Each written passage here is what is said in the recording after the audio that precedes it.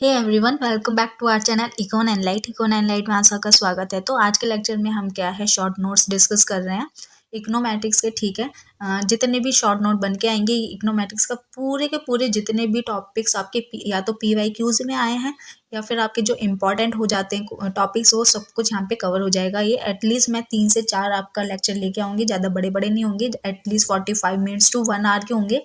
ठीक है, 1 आवर के होंगे एंड इसमें आपका सारा इकोनोमेट्रिक्स को हो जाएगा। आपको क्या है, बस ये लेक्चर आपको देखने हैं, इन्हें रिवाइज एक बार देख के रिवाइज करना है एंड एक बार तो लेक्चर देखना है, लेक्चर देखने के बाद रिवाइज करना है एंड यहाँ पे नोट्स बना सको तो आपकी इच्छा। अगर नोट नहीं बन रहे रिवाइज करके एक बार फटाफट स्पीड अप करके तीसरी बार इसको आपको ऐसे देखना है कि आपको इसमें से क्या याद नहीं हुआ। ठीक है, एंड इन दोनों के साथ आपको PYQ करने हैं एंड इनके बाद अगर आपको 2 रिवीजन के बाद ऐसे PYQ हैं जो कि आपको नहीं याद या फिर नहीं समझ आए तो उसको एक पेज पे नोट करना है, उसका सॉल्यूशन नोट करना है एंड साथ में इसके साथ आपको वो चीज़ नोट करनी है जो कि लेक्चर में है एंड आपको याद नहीं है। तो ये आपके शॉर्ट क्रिप्स नोट्स बन गए जो कि आपको लास्ट डे पे हेल्प करेंगे रिवीजन करने के। ठीक है, तो इस तरह से आपकी इकोनोमेट्रिक्स पूरी हो जाएगी और आपको आप जहाँ से और भी यूनिट कर रहे हो तो वहाँ से आप उन यूनिट को इस तरह से ही करना। सो आपके पास 10 डेज है, 10 डेज में आपके पास इनफ टाइम है कि आप इस तरह से कर लो। बिकॉज यहाँ पे अगर आपका 45 मिनट का लेक्चर है, 45 मिनट्स आपने एक दिन लगाए, ठीक है, उस दिन लग गए। फिर उसके बाद अगर आप 2x पे देख रहे हो, 1.5x पे देख रहे हो तो आपका आधा ही घंटा लगेगा एंड तीसरी बार तो आप फटाफट देखोगे तो आपको सिर्फ वही चीज़ नोट करने को मिलेंगी। तो आपका यहाँ पे 10 से 15 मिनट ही लगेंगे, ज़्यादा आपको नहीं लगेंगे इससे ज़्यादा। एंड आपका जो इससे इनपुट आउटपुट रेशो जो निकल के आएगा वो बहुत हाई होगा एंड इससे क्या है आपके चांसेस क्या हो जाएंगे, बहुत ज़्यादा हो जाएंगे।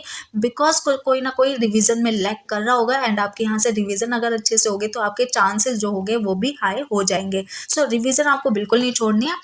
एंड नोट अगर आप इस तरह से नोट्स बनाओगे एंड अभी से आप क्या है एंड नोट्स बना के रख दोगे 2-3 दिन में, तो आपका जो लास्ट डे की रिवीजन होगी ना, आपको ये समझ आएगा लास्ट डे पे मुझे क्या रिवाइज करना। अगर आप अभी कुछ नहीं कर रहे, अगर आप सिर्फ हौच पौच में हो तो इस तरह से कर रहे हैं आप क्या है, सिर्फ लास्ट के 10 दिन ये कर रहे हैं। आप मैराथॉन्स देखें, मैराथॉन्स के को सुन ले अगर आपने अब तक नहीं करा है।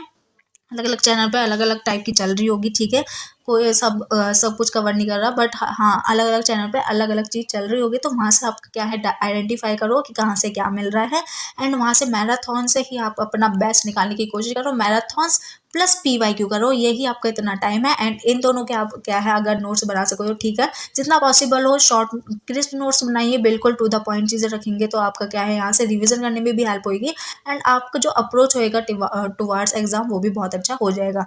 सो लेक्चर को स्टार्ट करते हैं, बहुत क्रिप्स होने वाला है, ठीक है, बिल्कुल टू द पॉइंट होंगे, कोई भी फालतू की चीज़ नहीं होगी। सो 2 वेरिएबल रिग्रेशन एनालिसिस से करें, इसके बाद हम डमी वेरिएबल या फिर मल्टीपल वेरिएबल वाले लेक्चर लेके आएंगे। उसके बाद जो भी वॉल्यूशंस हो जाती हैं वो वाला लेक्चर होगा and at last simultaneous equation problem क्या होती है एंड टाइम सीरीज वाला लेक्चर होगा। सो यहाँ से आपका सारा कवर हो जाएगा इस तरह से, ये मेरा प्लान है, ठीक है। सो 2 वेरिएबल रिग्रेशन एनालिसिस क्या है, आपकी सिंपलेस्ट फॉर्म है रिग्रेशन की, जिससे कि आप क्या कर सकते हैं, ये हेल्प करता है आपका आइडेंटिफाई करने में कि आप अपने वेरिएबल को कैसे प्रिडिक्ट करते हो अपने अनदर वेरिएबल से, ठीक है, जो कि आपके पास ऑलरेडी एक्सप्लेन है, ठीक है। सो ये आपका 2 वेरिएबल एनालिसिस आपका ये बताता है कि एक वेरिएबल का इफेक्ट क्या पड़ेगा आपके दूसरे वेरिएबल पे। इन दोनों के रिलेशन को फाइंड करने के लिए हम क्या है 2 वेरिएबल रिग्रेशन एनालिसिस करते हैं, ठीक है। हमने अभी बताया कि इसमें एक आपका डिपेंडेंट होता है और एक इंडिपेंडेंट होता है। डिपेंडेंट कौन सा होता है, जो जिसको आपको प्रिडिक्ट करना है एंड इंडिपेंडेंट क्या होता है, जिसका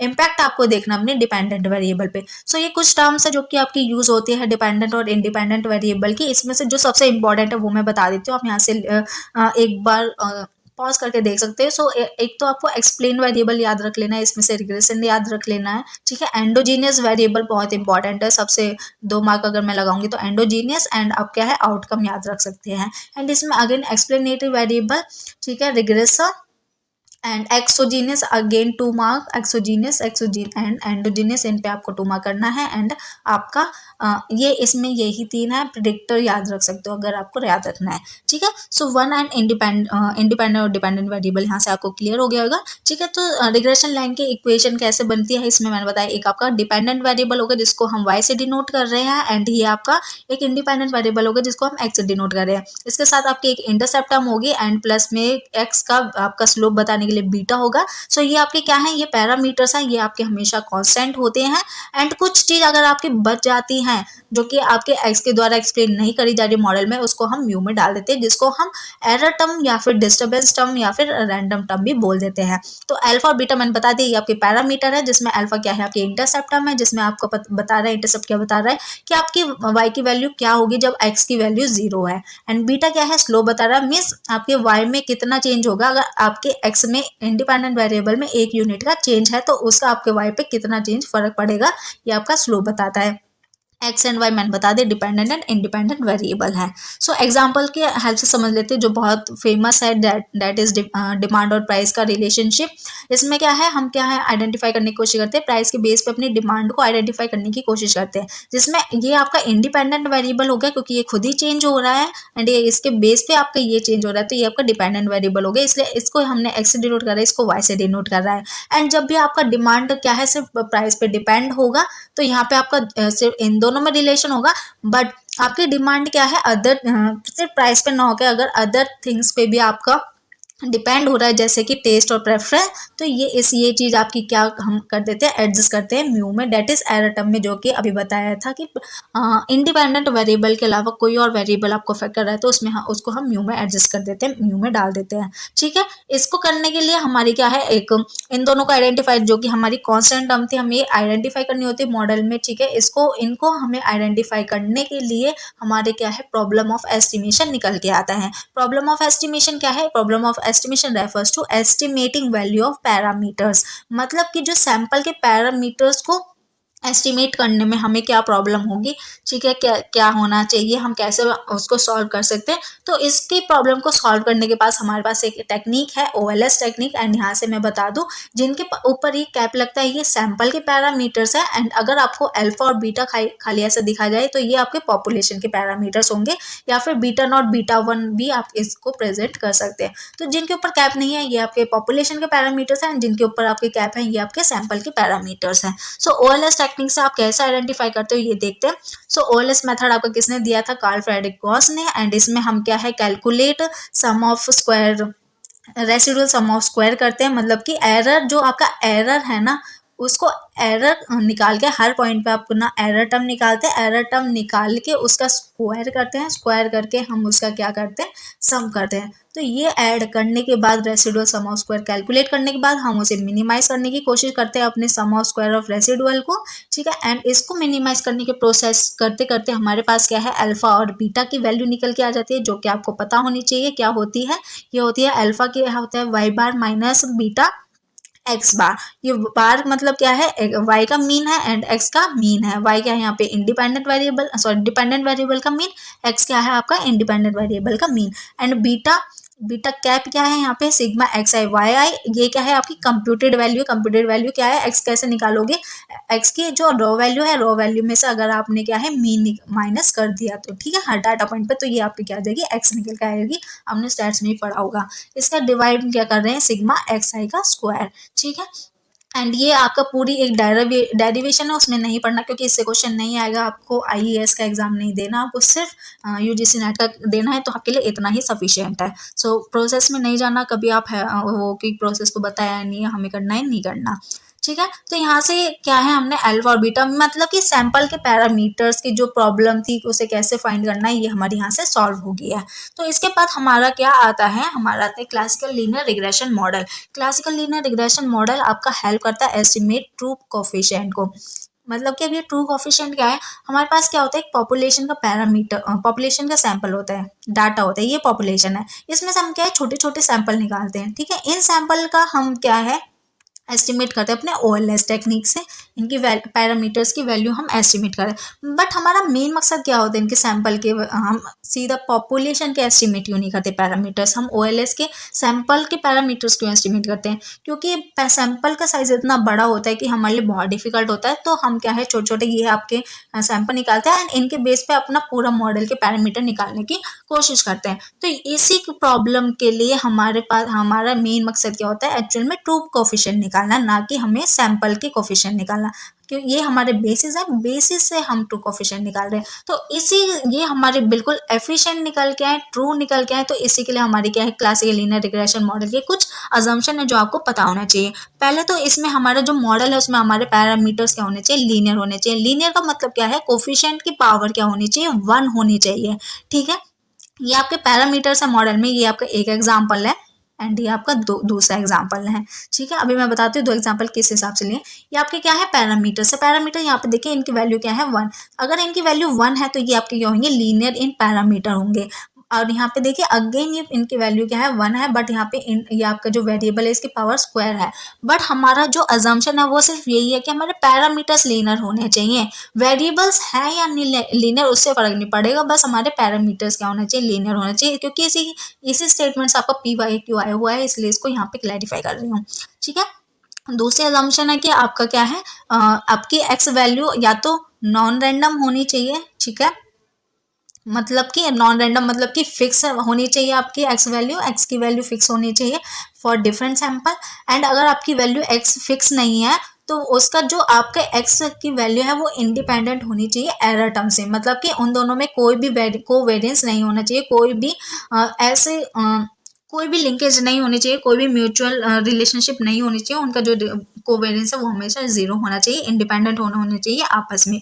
ठीक है, ये हमारी एक अलग अजम्पशन है। अगर आपको ये अजम्पशन यहाँ पे नहीं समझ आ रही कि ये क्यों होनी चाहिए, क्योंकि ये टाइम ऐसा है कि जो है आपको यहाँ पे आपको अच्छी तरह से कर लेना है। बट आपको बिल्कुल इनके डिटेल में जाना है तो जो भी डिटेल वीडियो है आप उस लेक्चर चैनल पे जाके देख सकते हैं। क्योंकि वहाँ पे क्या है कि इकोनोमेट्रिक्स फॉर बिगिनर की प्लेलिस्ट बनी हुई है, वहाँ पे डिटेल वीडियो लाई गई है।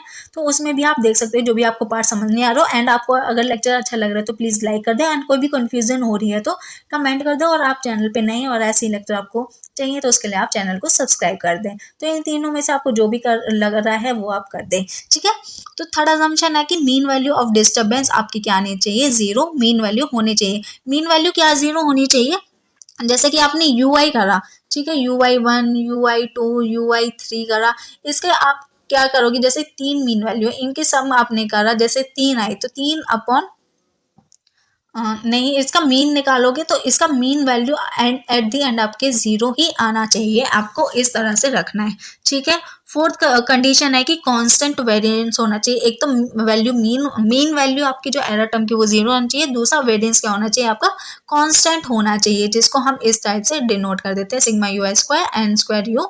एंड कांस्टेंट अगर आपकी होगी एरर टर्म तो ये आपका क्या शो करेगा, होमोसेडास्टी शो करेगा। फिफ्थ कंडीशन है आपकी UI और UJ में भी कोई कोवेरिएंस नहीं होना चाहिए। ऊपर देखा था हमने इंडिपेंडेंट और एरर टर्म में कोई वेरिएंस नहीं होना चाहिए। आपकी एक एरर टर्म और दूसरे एरर टर्म या तीसरे एरर टर्म में भी कोई भी कोरिलेशन आपस में नहीं होना चाहिए। अगर आपके एरर टर्म में कोई भी कोरिलेशन नहीं है तो ये आपकी क्या है, नो ऑटो कोरिलेशन हो जाएगी। बट अगर इन दोनों में कोई वेरिएंस है तो ऑटो कोरिलेशन होगी, मतलब कि वायलेशन होगा। एंड इसके वायलेशन के आपके बहुत एफिशिएंट निकल के आती है। ये हम नेक्स्ट लेक्चर जब आएगा वायलेशन वाला उसमें देखेंगे। ठीक है, बट अगर आपके कोवेरिएंस की प्रॉब्लम है, एक सेकेंड, कोवेरिएंस अगर आपका कोवेरिएंस 0 नहीं है तो ऑटो कोरिलेशन होगा। बट हमारी अजम्पशन ये है कि कोवेरिएंस आपका 0 होना चाहिए। तो सिक्स्थ अजम्पशन क्या है, सिक्स्थ अजम्पशन ये है कि जितने भी आपके ऑब्जर्वेशन है वो आपके ज़्यादा होने चाहिए या फिर इक्वल टू होने चाहिए। आपके पैरामीटर्स आपको जितने भी एस्टिमेट करने हैं, जैसे कि 2 वेरिएबल रिग्रेशन मॉडल में आपके क्या है, 2 पैरामीटर होने चाहिए। तो आपकी ऑब्जर्वेशन या तो 2 होनी चाहिए या फिर आपकी 3 होनी चाहिए एटलीस्ट, या फिर इससे ज़्यादा। जितनी ज़्यादा होंगे उतने ज़्यादा एफिशिएंट आपका डाटा निकलने के चांसेस हैं। एंड सेवंथ क्या है, सेवंथ है कि for our sample X must not be same. ऊपर क्या देखा था, फिक्स एक्स वैल्यू होनी चाहिए। अब इसमें बोला है कि एक्स सेम नहीं होना चाहिए।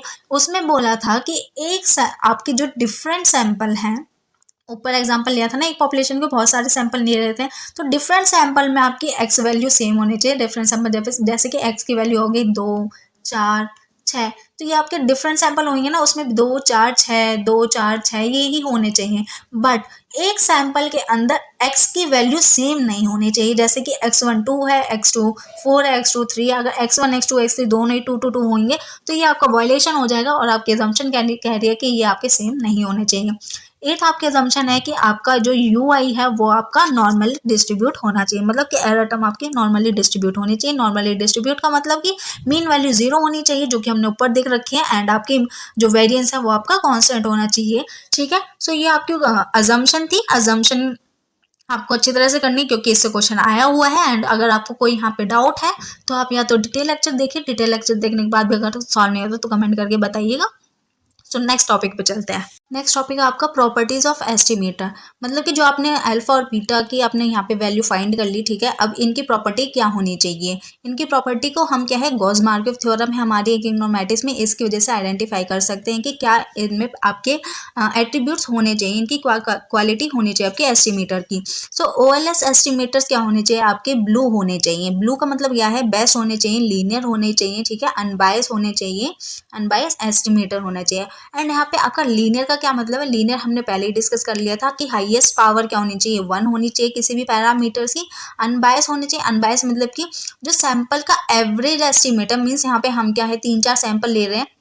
ठीक है, इनका भी आप फिर क्या करोगे, सम करोगे। सम करने के बाद इनका एवरेज करोगे, मतलब 3 है तो 3 से डिवाइड करके जो भी एवरेज का एवरेज एस्टिमेट है वो आपका क्या है पॉपुलेशन पैरामीटर्स के इक्वल आना चाहिए। अगर ये दोनों इक्वल हो जाते हैं तो ये अनबायस हो जाते हैं, मतलब कि बीटा नॉट का सम और इसका एवरेज निकालो, जो भी आपने बीटा नॉट निकाले अलग अलग सैंपल्स के, इनका सम करके आप क्या है ये इक्वल होने चाहिए आपके जो ट्रू पैरामीटर्स हैं।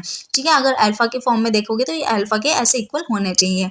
थर्ड क्या है, इन दोनों के साथ आपके पास लीनियर और अनबायस तो होने चाहिए, बट जो ऐसे बहुत सारे पैरामीटर्स हो सकते हैं जो लीनियर भी हो अनबायस भी हो, तो उनमें से आप क्या कौन सा चूज करोगे। तो उसके लिए आपके पास सबसे अच्छी जो है ये दे रखी है उन्होंने कंडीशन की, जिसका भी वेरिएंस का सबसे कम होगा उसमें से one with minimum variance is consider most efficient, वो आपका सबसे एफिशिएंट माना जाएगा। फिर इसके बाद एफिशिएंसी कब होएगी आपके एस्टिमेटर की, एस्टिमेटर एफिशिएंट जब होगा अगर उसमें मिनिमम वेरिएंस है प्लस में वो अनबायस्ड है। ठीक है, मिनिमम वेरिएंस विद अनबायसनेस होगी अगर आपके एस्टिमेटर, तो वो सफिशिएंट हो जाएगा एक एस्टिमेटर। सो ये आपकी ब्लू प्रॉपर्टी थी पूरी, जिसमें आपका लीनियर अनबायस्ड होना चाहिए, मिनिमम वेरिएंस होना चाहिए, और एफिशिएंट कब होगा ये आपको पता होना चाहिए।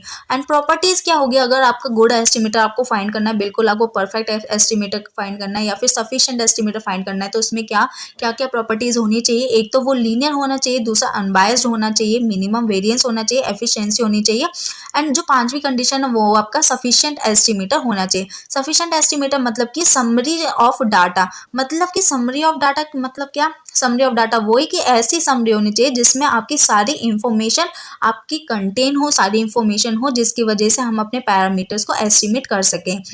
ठीक है, एटलीस्ट इतनी इंफॉर्मेशन होनी चाहिए आपके डाटा, इतना डाटा होना चाहिए जिससे कि पैरामीटर्स आपका एस्टिमेट होना चाहिए। अगर ये 5 प्रॉपर्टीज हैं तो आपका जो एस्टिमेटर है वो अच्छा माना जाएगा और सफिशिएंट माना जाएगा। ठीक है, फिर इसके बाद क्या है आपके क्या है आपका अल्फा बीटा निकल गया, 2 पैरामीटर निकल गया, आपको प्रॉपर्टीज पता चल गई कि सबसे अच्छा कौन सा होगा। फिर इसको हमें चेक करने के लिए हमारे पास क्या होना चाहिए कि हमारे जो निकले हैं वो सही हैं या फिर नहीं है। तो इसके लिए हमारे पास एक टेस्ट है जिसे हम कोफिशिएंट ऑफ डिटर्मिनेशन बोलते हैं, एंड इसको हम R² से डिनोट करते हैं। आई होप आपको यहाँ से दिख रहा होगा।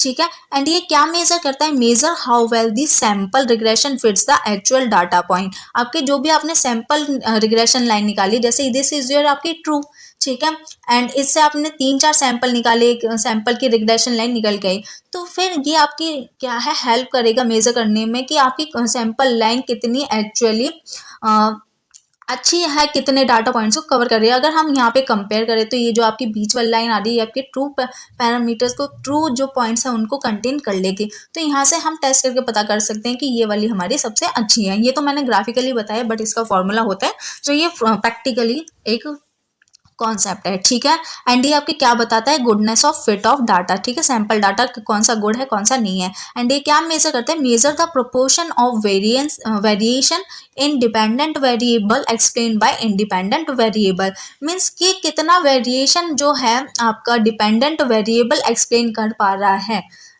डिपेंडेंट वेरिएबल में कितना वेरिएशन आपका एक्सप्लेन कर पा रहा है हमारा इंडिपेंडेंट वेरिएबल। ठीक है, ये आपका ये भी मेजर करता है। एक तो आपका सैंपल रिग्रेशन लाइन कितना अच्छा है, ठीक है, गुडनेस ऑफ फिट बताता है एंड वेरिएशन भी बताता है डिपेंडेंट वेरिएबल का जो भी एक्सप्लेन करा जा रहा है इंडिपेंडेंट, एंड जो भी वेरिएशन एक्सप्लेन करा जा रहा है थ्रू इंडिपेंडेंट वेरिएबल को उसको हम ESS बोल देते हैं, that is explain sum of square या फिर एक्सप्लेन वेरिएंस बोल देते हैं, एंड जो रेसिडुअल बच जाता है उसे हम रेसिडुअल सम ऑफ स्क्वायर बोलते हैं या फिर अनएक्सप्लेन वेरिएशन बोल देते हैं। इसे रेसिडुअल सम ऑफ स्क्वायर क्या बोलते हैं, मीन्स रेसिडुअल मतलब होता है लेफ्ट ओवर, जो एक्सप्लेन हो गया वो तो एक्सप्लेन सम ऑफ स्क्वायर में, जो भी बच गया जो एक्सप्लेन नहीं हो पाया वो रेसिडुअल तो हुआ, लेफ्ट ओवर पार्ट हुआ, इसलिए इसका नाम रेसिडुअल सम ऑफ स्क्वायर से आप याद रख सकते हैं।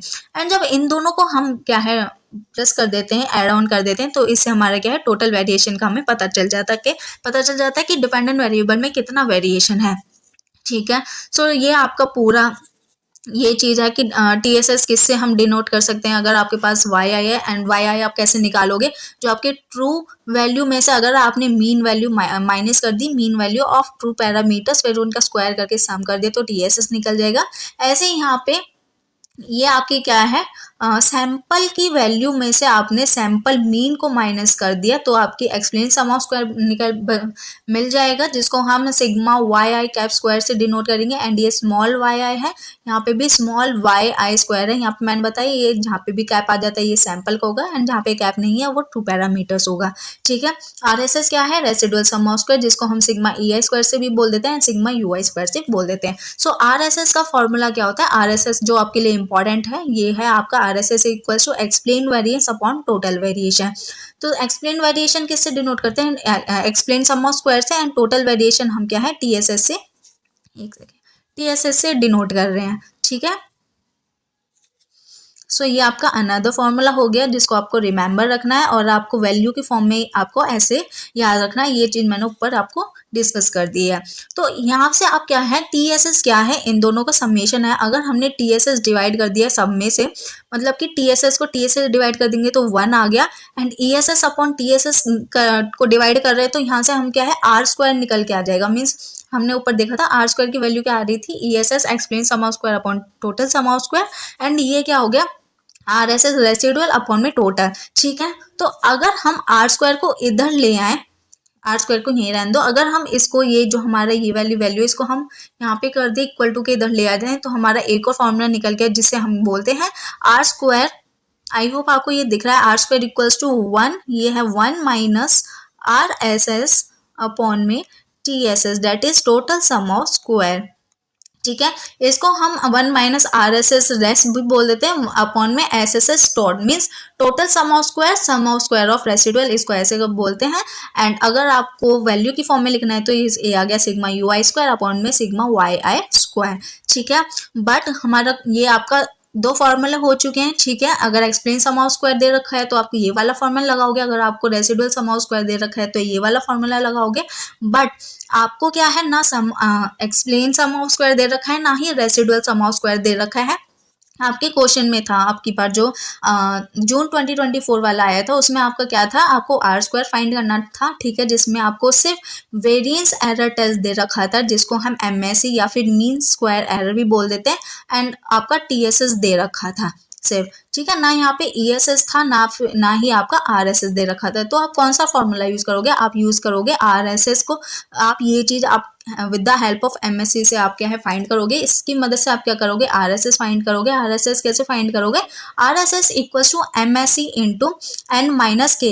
N क्या है आपकी नंबर ऑफ ऑब्जर्वेशन, जैसे कि फॉर एग्जाम्पल क्वेश्चन में हमारी दे रखी थी 13, ठीक है, तो यहाँ पे 13 आ जाएगी, एंड के क्या हो जाएगा नंबर ऑफ पैरामीटर, जैसे कि 2 वेरिएबल है, 2 वेरिएबल में हमारे सिर्फ 2 पैरामीटर्स होते हैं तो यहाँ पे क्या आ जाएगा 3, सॉरी किया जाएगा 2।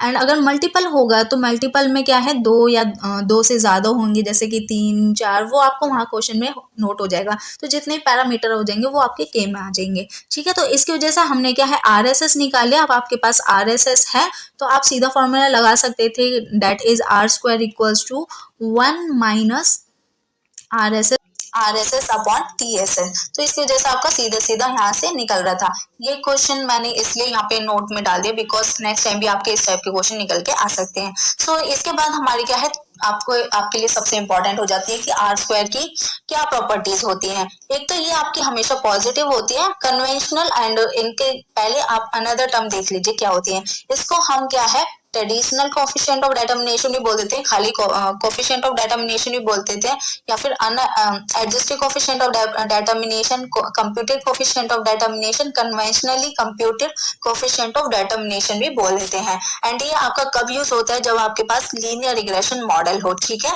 एंड इसमें आपकी वैल्यू क्या होगी, हमेशा पॉजिटिव होगी, कभी भी नेगेटिव नहीं होगी, और लिमिट होगी 0 to 1 हमेशा, ठीक है। 0 से 1 के बीच में आपकी वैल्यू होगी, एंड ये हमेशा इंक्रीज करेगी जैसे जैसे आपके नए नए पैरामीटर्स इंक्लूड होते जाएंगे मॉडल में, वैसे वैसे इसकी वैल्यू क्या हो जाएगी, इंक्रीज हो जाएगी, चाहे आपके पैरामीटर्स एफिशिएंट है या फिर नहीं है। इसका एक ही ड्रॉबैक है, ये आपके पैरामीटर्स एफिशिएंट है नहीं है ये नहीं बताता, बस ये आपको बताता है कि आपका मॉडल कितना गुडनेस ऑफ फिट है, आपके डाटा कितना गुड है, ठीक है। तो यहाँ से आपका क्या हो गया है, कोफिशिएंट ऑफ डिटरमिनेशन आपका अनएडजस्टेड वाला आपका यहाँ से फिनिश हो गया है। फिर आ जाता है आपका adjusted coefficient of determination. Adjusted coefficient of determination क्या है, ये आपका मॉडिफाइड वर्जन है कोफिशिएंट ऑफ डिटरमिनेशन। एंड जब भी आपके मल्टीपल प्रेडिक्टर्स होते हैं तो हम unadjusted coefficient of determination use करते हैं, ये क्योंकि एडजस्ट करते हैं नंबर ऑफ प्रेडिक्टर, जैसे जैसे ऐड होते हैं उनके हिसाब से ये एडजस्ट होता रहता है, ठीक है। एंड ये पेनलाइज करता है for penalize the addition of irrelevant predictors. अगर आपके मॉडल में कोई ऐसा प्रेडिक्टर या फिर आपका पैरामीटर ऐड हो गया जिसके जो आपके मॉडल्स को डाउन कर रहा है, ठीक है, या फिर आपके लिए बिल्कुल भी ना तो वो बेनिफिट दे रहा है या फिर ना ही आपका डिग्रेड कर रहा है मॉडल को, या फिर आप इसका कुछ भी असर नहीं पड़ा, तो वो आपका क्या कर देगा, यहाँ पे पेनलाइज कर देगा। अगर कुछ भी ऐड ऑन नहीं कर रहा आपका कोई पैरामीटर, तो वो उसको क्या कर देगा, पेनलाइज कर देगा, जो हेल्प करेगा आपके प्रिवेंट कर देगा overfitting and provide a more realistic measure of model performance, ठीक है। ओवरफिटिंग में हेल्प करेगा, ओवरफिट नहीं होने देगा आपके मॉडल को, और मॉडल की परफॉर्मेंस रियलिस्टिक मेजर बन के निकल आएगा। तो इसका ये अलग से आपका आर स्क्वायर एडजस्टमेंट का फॉर्मूला है, जो कि ये है 1 - 1, ये आपका ब्रैकेट है 1 - आर स्क्वायर, ठीक है, इनटू n-1 अपॉन में n-k-1। अगेन n क्या है यहाँ पे, नंबर ऑफ ऑब्जर्वेशन है, k क्या है यहाँ पे प्रेडिक्टर्स है, एंड ये आपकी क्या है, इसमें आप क्या प्रोवाइड करता है, provide both positive and negative value, ठीक है।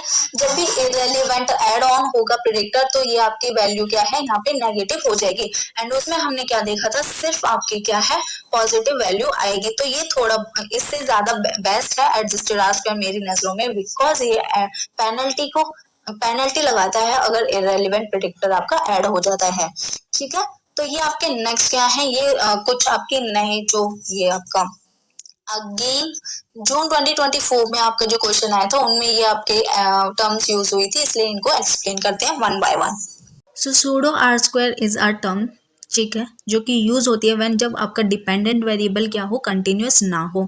एंड इसमें नॉन कंटिन्यूस का मतलब क्या है, जैसे कि लॉजिस्टिक मॉडल हो जाते हैं, लॉग मॉडल हो जाते हैं, ठीक है, लीनियर ना रह के अगर आपके पास और भी कोई आपका मॉडल है डिपेंडेंट वेरिएबल जिसमें लॉग वगैरह है, तो आपका सूडो आर स्क्वायर यूज करोगे। एंड इसमें आपका डिपेंडेंट वेरिएबल आपका कैटेगोरिकल होगा। जब भी आप सूडो यूज करोगे, कैटेगोरिकल मीन्स येस या नो आपका आंसर हो, ठीक है, डिपेंडेंट वेरिएबल का, या फिर आप काउंट डाटा कर सको, अपने डाटा काउंट कर सको, मतलब कि कितने इवेंट्स हुए हैं ये क्या है आप काउंट कर सकते हो, तो भी आप क्या है सूडो आर स्क्वायर यूज करोगे, ठीक है। और कहाँ कहाँ पे ये एप्लीकेबल होगा, लॉजिस्टिक रिग्रेशन में, जो कि आपको पहले ही बता दिया, एंड मल्टीनॉमिनल लॉजिस्टिक रिग्रेशन में, या फिर अगर अदर कैटेगोरिकल आउटकम होंगे या फिर कोई और चीज जिनको आप कैटेगरी में डिवाइड कर सको, तो वहाँ पे आपके pseudo R coefficient of determination use होगा।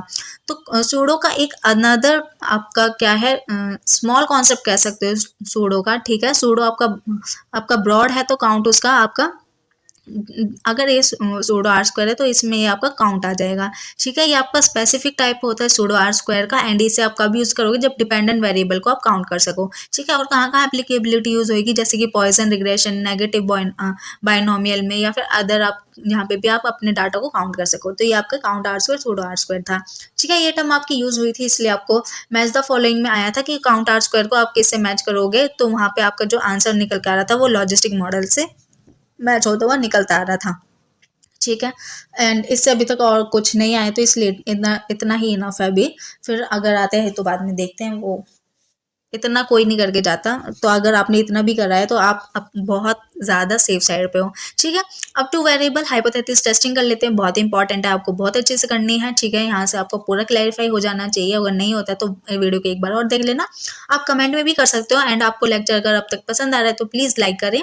एंड आप अपने चैनल सब्सक्राइब नहीं करा, चैनल सब्सक्राइब कर दें। एंड कोई भी डाउट है तो कमेंट कर दें, ठीक है। सो हाइपोथेसिस क्या होती है? हाइपोथेसिस आपके इसमें से हाइपोथेसिस क्या बोलते हैं? अजम्पशन बोलते हैं। एंड अगर आपको टेस्टिंग करनी है हाइपोथेसिस टेस्टिंग की, तो वो आपको डिसाइड करता है कि आपका डाटा क्या है, एक स्पेसिफिक अजम्पशन को आपको सपोर्ट कर रहा है या फिर नहीं कर रहा। जैसे कि आपके यहाँ पे दो स्टेटमेंट निकल के आती है, एक नन हाइपोथेसिस बोलते हैं एंड एक बोलते हैं ऑल्टरनेटिव हाइपोथेसिस। इसको हम H0 बोलते हैं एंड इसको H1 बोलते हैं। सो नल हाइपोथेसिस क्या होती है? स्टेटमेंट होती है जो आपको डिस्क्राइब कर रही है कि अगर आपकी ये स्टेटमेंट एक्सेप्ट कर हो जाती है तो इसका मतलब है कि statement that there is no difference, आपका मॉडल में कोई भी डिफरेंस नहीं आया। लेकिन आपकी अगर नल हाइपोथेसिस रिजेक्ट हो जाती है, और नल हाइपोथेसिस रिजेक्ट होने का मतलब कि ऑल्टरनेटिव हाइपोथेसिस को एक्सेप्ट कर लिया जाता है, तो वो इंडिकेट करती है कि कुछ ना कुछ डिफरेंस है। एंड ये आपका नोट करना है कि हम हमेशा क्या है, कुछ भी चीज़ अगर आपको एक्सेप्ट करनी है या फिर रिजेक्ट करनी है तो वो हम क्या है, सिर्फ नल हाइपोथेसिस को एक्सेप्ट या रिजेक्ट करते हैं, ठीक है। कभी भी हम ऑल्टरनेटिव हाइपोथेसिस को एक्सेप्ट या फिर रिजेक्ट नहीं करते। तो ये हाइपोथेसिस टेस्ट करने का एक फॉर्मूला प्रोसेस होता है जो कि आपको पता होना चाहिए, ठीक है। फर्स्ट क्या है, इसमें हम सेट करते हैं अपनी नल हाइपोथेसिस को जिसको हमें टेस्ट करना है, एंड ऑल्टरनेटिव हाइपोथेसिस आपको टेस्ट करनी है। एंड यहाँ से ऑल्टरनेटिव हाइपोथेसिस से आपकी क्या है, वन टेल या फिर टू टेल निकल के आ जाती है। वन टेल टू टेल कैसे? अगर आपकी किसी एक तरफ रुझान है, किसी एक तरफ की तरफ रुझान है तो वो वन टेल हो गया, ठीक है।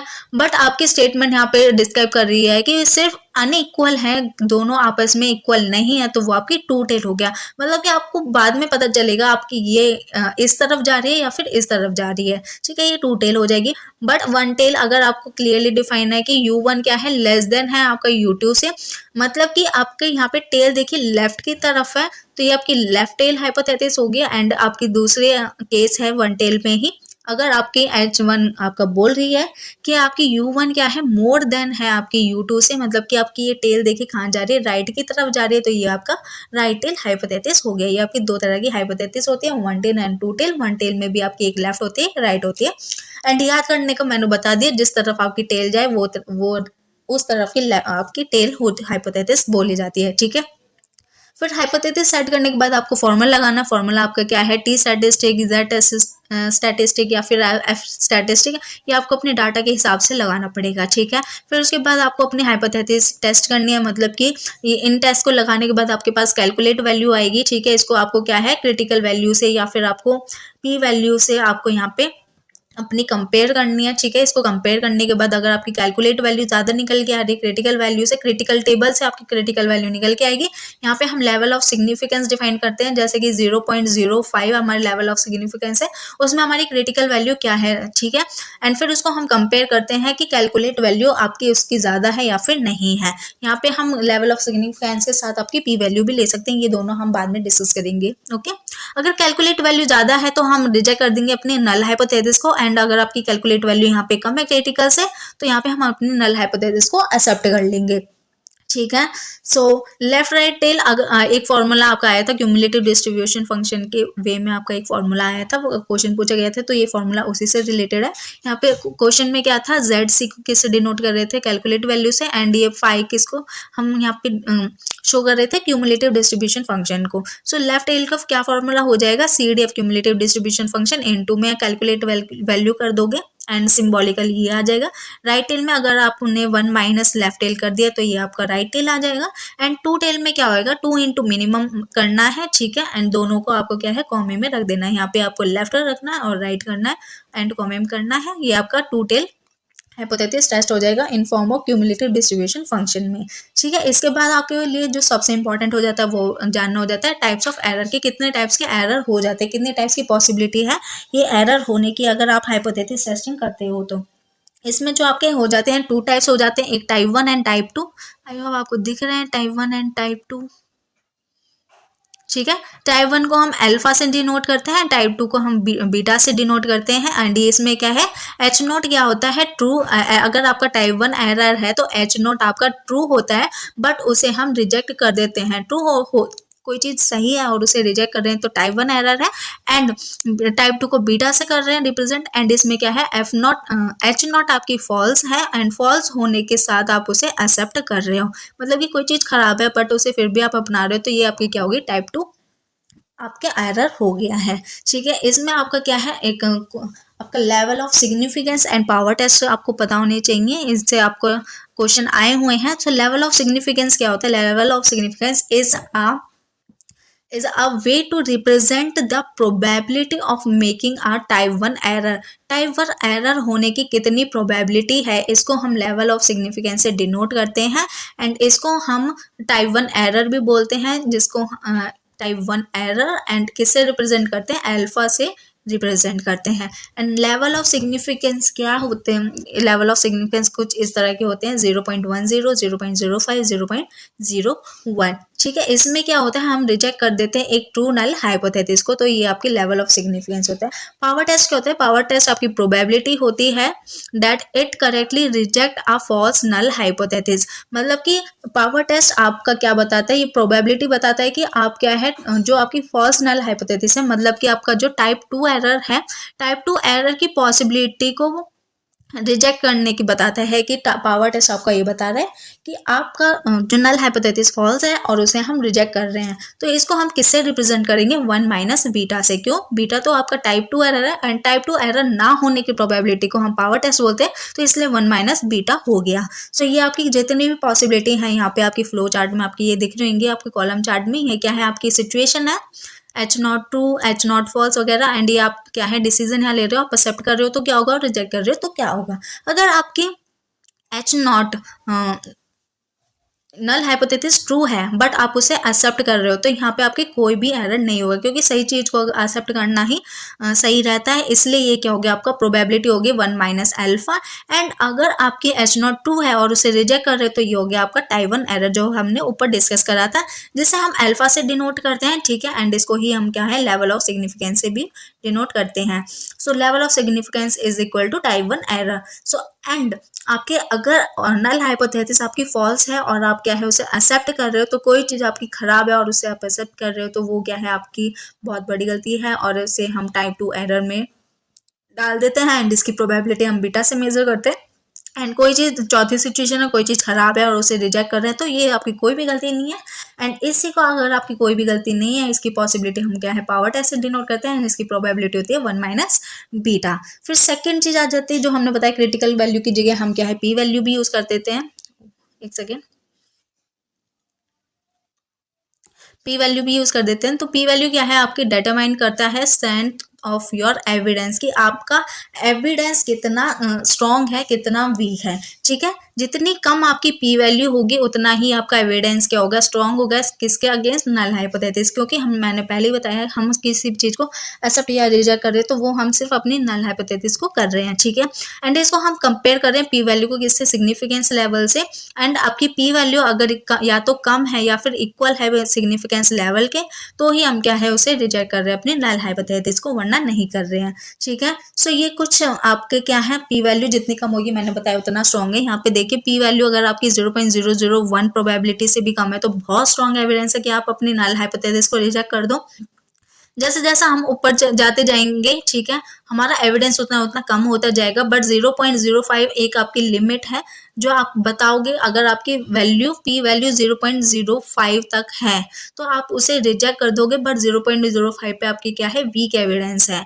एंड आपकी क्या है अगर पी वैल्यू आपकी 0.010 से ऊपर जाती है, तो कोई भी आपका एविडेंस नहीं निकल के आ रहा। ठीक है, सो आई होप आपको यहाँ पे इतना ये क्लियर हो गया होगा। एंड अगर यहाँ तक भी कोई डाउट है तो प्लीज कमेंट में जरूर बताएं। सो नेक्स्ट करते हैं कि हाइपोथेसिस टेस्ट फॉर 2 वेरिएबल। अगर आपको इनको टेस्ट करना है तो आपके कौन से टेस्ट निकल के आएंगे। सो 2 वेरिएबल रिग्रेशन एनालिसिस के जो हाइपोथेसिस टेस्टिंग टेस्ट है, वो सबसे जो फेमस है वो आपके टी टेस्ट एंड ये दूसरा आपका जेड टेस्ट माना जाता है। अगर आपके पास 2 वेरिएबल हैं तो टी टेस्ट और जेड टेस्ट आप यूज करते हैं मेनली। ठीक है, सो टी टेस्ट आपका किसने दिया है? विलियम गॉसेट ने। एंड एक आपका क्या टेस्ट कर रहा है? Overall significance of regression coefficient. जो भी आपके रिग्रेशन के कोफिशिएंट है, कोफिशिएंट या फिर पैरामीटर्स बोल सकते हैं कि ये कितने सिग्निफिकेंट हैं, कितने सही हैं, इनकी क्या सिग्निफिकेंस एक मॉडल में, तो इनकी सिग्निफिकेंस ऑफ मॉडल को टेस्ट करने के लिए हम ये टी टेस्ट यूज़ कर रहे हैं, ठीक है। एंड इसमें जो आपका ये दोनों T test and Z test जो आपकी डिटेल वीडियोस में मैंने बताया था, ये दोनों क्या है, भाई भाई, एक छोटा भाई है तो एक बड़ा भाई है, जिसमें टी क्या है आपका छोटा भाई है एंड जेड क्या है यहाँ पे आपका बड़ा भाई है, ठीक है। और वो कैसे है वो मैं अभी बताती हूँ। तो जेड टी टेस्ट में क्या है, स्मॉल सैंपल होता है, इसमें आपकी जो सैंपल की रेंज होती है वो लेस देन 30 होती है। एंड इसमें जो इम्पोर्टेंट आपका ये नोट करने वाली चीज़ है वो है कि पॉपुलेशन ऑफ वेरिएंस, ठीक है। पॉपुलेशन का वेरिएंस इसमें आपको नहीं पता होता, ठीक है। एंड डिग्री ऑफ फ्रीडम क्या होती है आपकी n-1। एंड यहाँ पे ये कुछ केसेस हैं जहाँ की और आपका टी टेस्ट अगर आपको देखना है तो आप वहाँ पे लगा सकते हो, जैसे कि वन सैंपल में अगर आपको मीन कंपेयर करना है, आपका single mean to unknown value से कंपेयर करना है, तो आप क्या कौन सा फॉर्मूला यूज करोगे। एंड सबसे इंपॉर्टेंट जो फॉर्मूला है टी टेस्ट का वो यही है, that is T n-1। n-1 क्या है, उसकी degree of freedom equals to X bar minus mu upon में एस के नीचे ये आपका रूट n है। सो यहाँ पे आपकी जो एक्स बार है वो क्या है, मीन सैंपल है, ठीक है। म्यू क्या है, पॉपुलेशन का मीन है, एस से क्या है आपका सैंपल का स्टैंडर्ड डेविएशन, एंड एन क्या है सैंपल का साइज है, ठीक है। सो ये आपका फॉर्मूला है, ये इसी से आपका क्वेश्चन आया हुआ है अब तक। एंड ये आपका कुछ और चीजें अगर आपको देखनी है तो आप देख सकते हो कि और क्या पर्पस है, जैसे कि टू सैंपल का क्या पर्पस है। अगर आपको टू सैंपल लगा तो ये आपका कंपेयर कर रहा है मीन ऑफ इंडिपेंडेंट ग्रुप, दो ग्रुप है आपके पास इंडिपेंडेंट, उनके मीन को कंपेयर करना है तो टू सैंपल लगाएंगे। एंड आपका सेम ग्रुप है और आप डिफरेंट टाइम पे टेस्ट कर रहे हो तो आप पेयर टी टेस्ट लगाओगे। और दो इनके अलग अलग फॉर्मूले हैं, बट मैंने यहाँ पे ये शॉर्ट सीरीज है तो इसमें इतना डिटेल रखने के लिए आपके जो इनके फॉर्मूले हैं वो मैंने यहाँ पे नहीं डाले। अगर आपको देखना ही है तो बिकॉज मुझे नहीं लगा कि वो इतने ज़्यादा आपके इनपुट आउटपुट दे पाएगा, तो जो लॉन्ग वीडियोस हैं, डिटेल लेक्चर्स हैं, उनमें आपका सब कुछ मेंशन है, तो आप वहाँ जाके देख सकते हो। टी टेस्ट जेड टेस्ट आपके वीडियो बिगनर्स इकोनोमेटिक्स फॉर बिगनर्स एक प्लेलिस्ट बनी पड़ी है, वहाँ से आप देख सकते हो। सो ऐसे ही जेड टेस्ट है, जेड टेस्ट आपका ऑफिशियल ने दिया है। एंड इसमें आपका जो दो चीज डिफरेंस है टी और जेड टेस्ट में वो ये है, इसमें आपका एक तो सैंपल साइज इंक्रीज हो जाता है, वो ग्रेटर देन 30 हो जाता है। एंड दूसरा वेरिएंस आपको पता होता है पॉपुलेशन का इसमें, ठीक है, उसमें अननोन होता है। इसका फॉर्मूला क्या है, Z equals to X bar that is sample का मीन माइनस में पॉपुलेशन का मीन, एंड यहाँ पे एस की जगह एन आ गया, डेट इज पॉपुलेशन का स्टैंडर्ड डेविएशन अपॉन में रूट एन आ गया, ठीक है। बस यही डिफरेंस है। सो ये आपका क्या है, एक्सटेंशन हो गया।